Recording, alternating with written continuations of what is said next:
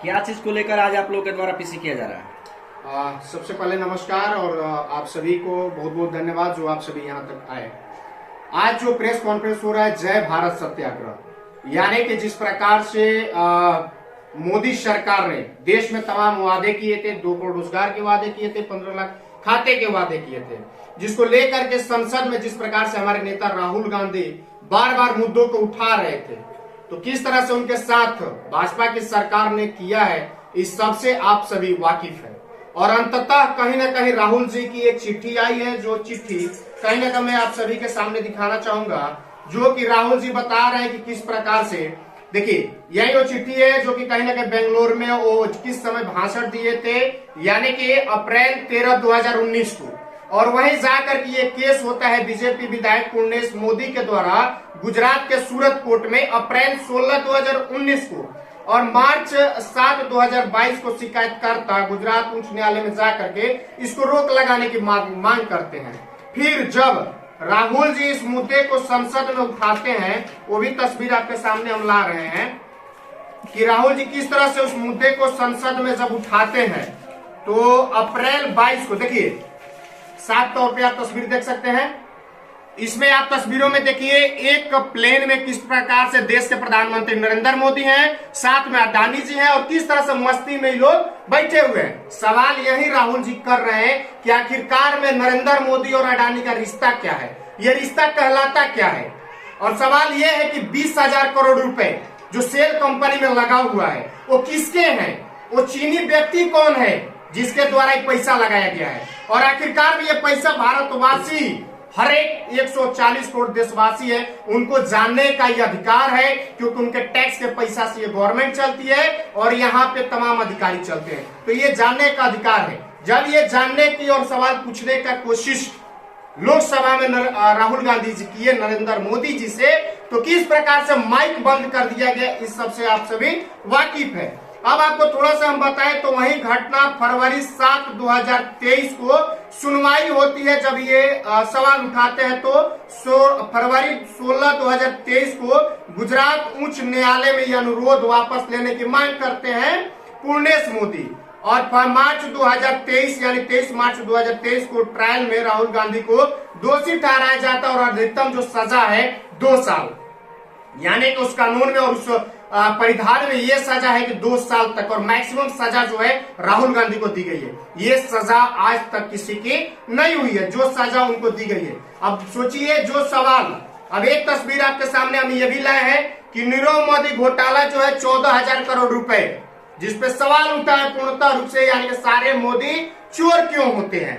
ललित मोदी घोटाला 5,000 करोड़ रुपए, मेहुल चोकसी घोटाला 13,500 करोड़ रुपए, विजय माल्या घोटाला 9,000 करोड़ रुपए, और गौतम अडानी का लाखों करोड़ रुपए का घोटाला, यानी अभी उसकी खुलासा नहीं हुई है।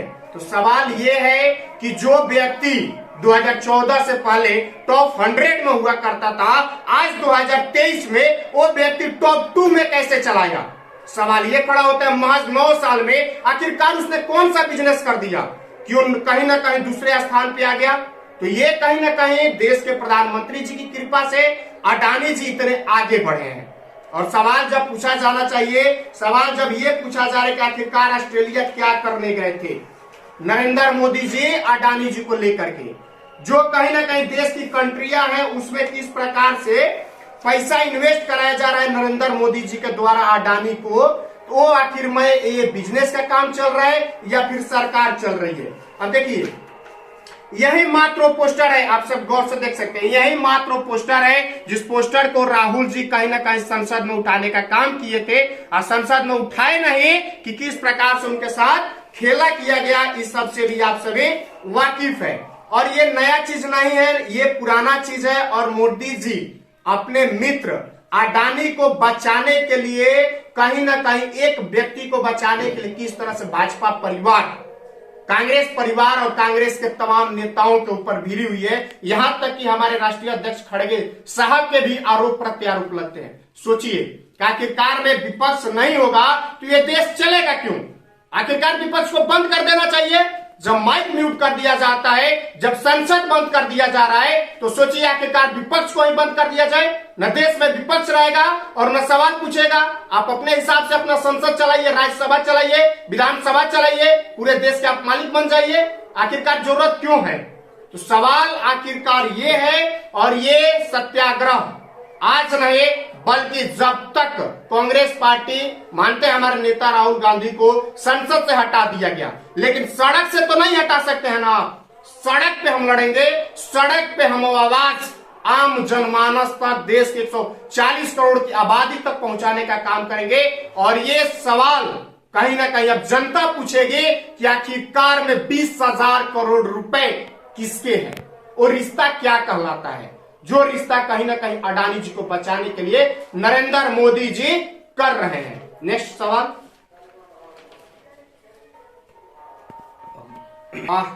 अब आप विशेष जानकारी हमारे इंटक के प्रदेश महामंत्री अखिलेश पांडे जी हैं, इनसे आप सवाल कर सकते हैं।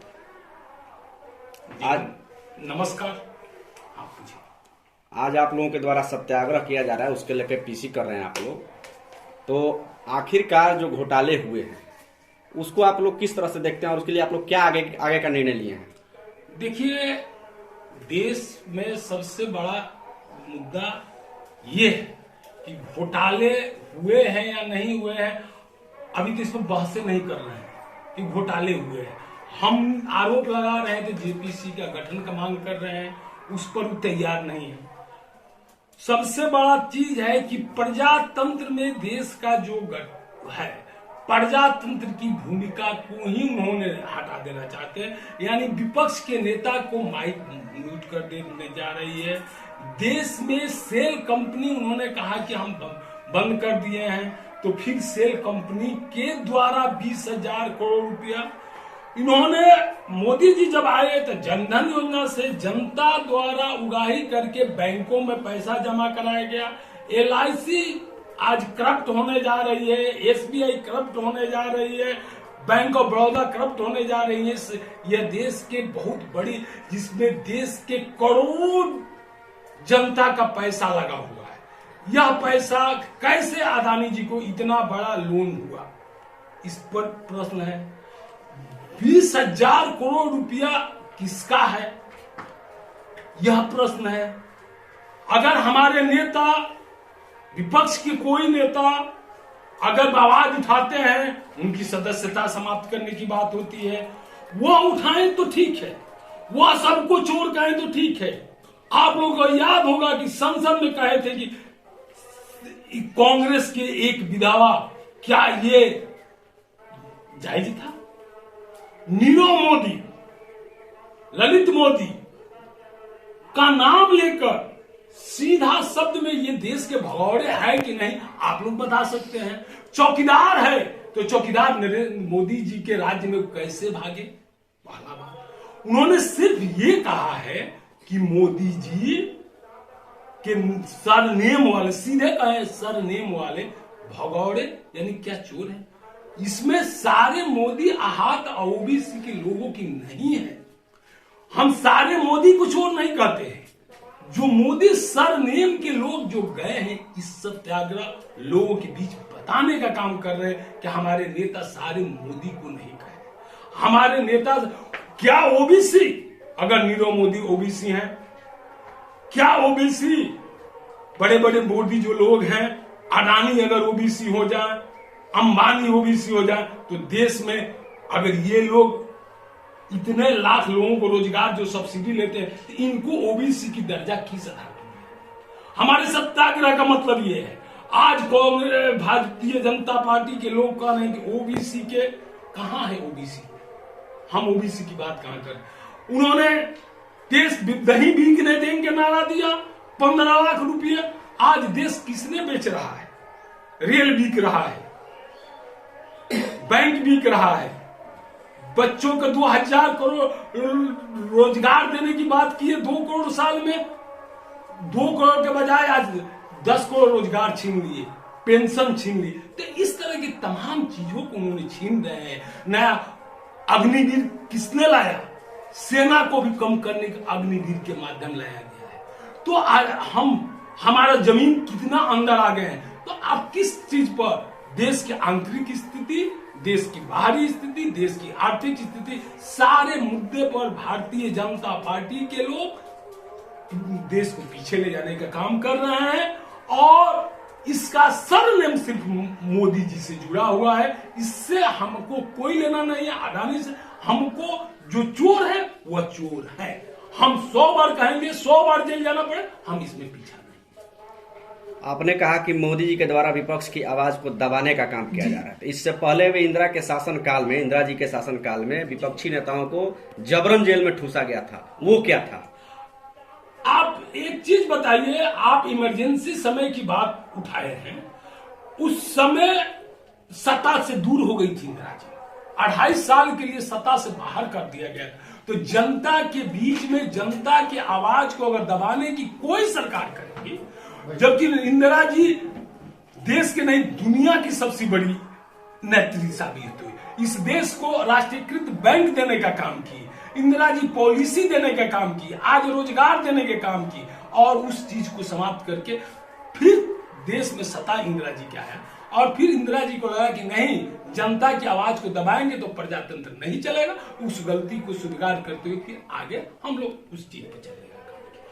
उसका परिणाम आपको अटल जी को, विपक्ष के नेता होते हुए अटल जी को जनेवा भेजने का काम हम लोग ने किया। जो आप पीवी नरसिम्हा राव के सरकार में संयुक्त राज्य संघ के में उनको जनेवा भेजकर संयुक्त राज्य कर भारत का प्रतिनिधित्व किया। एक मुख्य सवाल यह है कि कांग्रेस के तमाम बड़े नेता जो साल 2 साल पहले तक कांग्रेस के साथ थे, एक एक कर छोड़ कर भाग क्यों रहे हैं?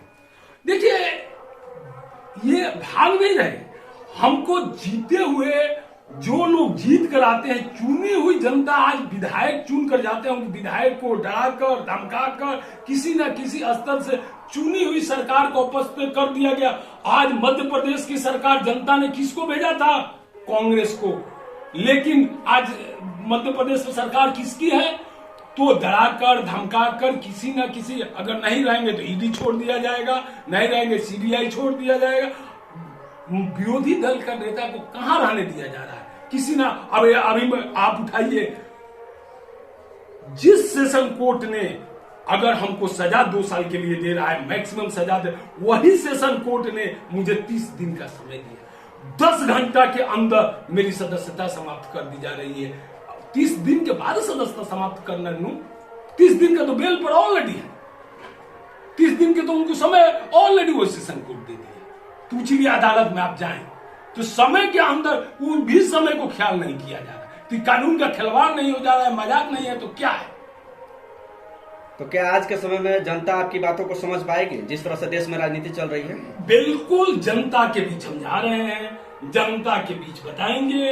इस देश में प्रजातंत्र है। देश आजादी के समय से अगर आप इतिहास उठाकर देखेंगे तो देश के जनता आज भी न मूर्ख है न कल भी मूर्ख है। देश की जनता सब कुछ अच्छे तरह से देख रही है और देश के जनता के बीच में हम अपनी बात को लेकर जाएंगे, जरूर हमारी बात को सुनेंगे। बीजेपी के नेताओं का कांग्रेस पर हमेशा से आरोप रहता है कि कांग्रेस तुष्टीकरण की राजनीति करती है, जिसके चलते देश की जनता ने उन्हें सत्ता से उखाड़ कर फेंक दिया। ना, कांग्रेस तुष्टीकरण की राजनीति करती है कि बीजेपी तुष्टीकरण की राजनीति करती है, या नरेंद्र मोदी जी बताएं, अमित शाह जी बताएं, भारतीय जनता पार्टी के कोई भी वरिष्ठ नेताओं से पूछिए कि कौन तुष्टीकरण की राजनीति करता है, कौन हिंदुत्व का नारा देता है। हम सांप्रदायिक धर्मनिरपेक्ष राज्य में रहते हैं। हिंदू राष्ट्र, हिंदुत्व की बात कौन करता है? किसका मुख्यमंत्री हिंदुत्व की बात करते हैं? धर्म की बात करना गलत है। धर्म की बात, हम सब धर्म के सम्मान करना, किसी एक धर्म के लिए हम नहीं है।